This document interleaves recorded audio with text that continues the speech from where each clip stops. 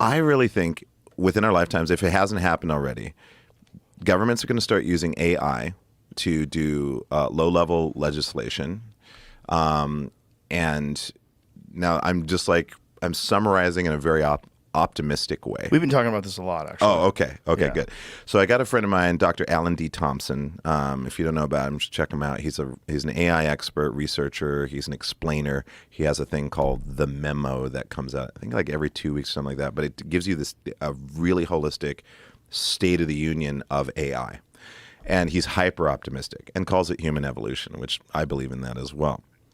If it's used well, you get rid of the emotional factor, and you just have something that's looking to solve problems. Yeah. And so I think like it can at least give you 5 solutions that are non-emotionally based, that are just addressed, that are supposed to kind of maximize the positive probable outcome. And I think we may see a human AI synergistic government, at least low-level government implementation. Probably some country that's like can do that and not feel like they're betting the farm on it. And if it goes well, then other people will implement it. Exactly. Yeah, I think so. We were talking about a AI president.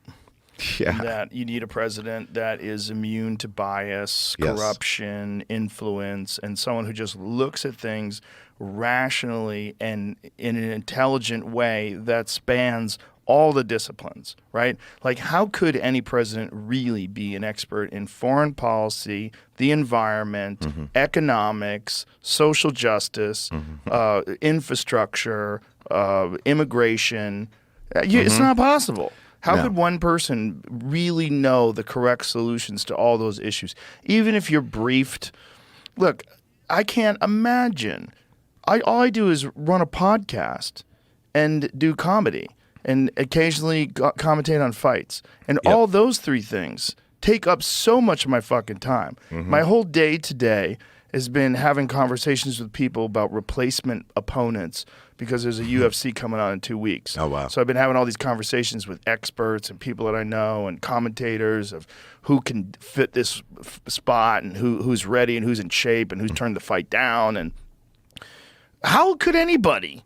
That's so minor. That's my role is so small. I have so little to do, and yet it takes up so much of my time.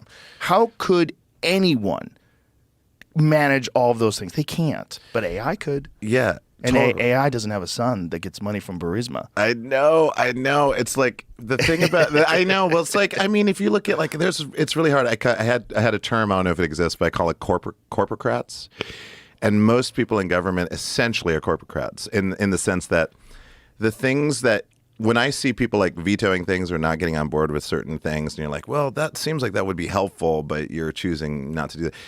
It's like the influence of corporations on even well-intentioned, people that go into government, they're like, I want to make a difference. I want to make change.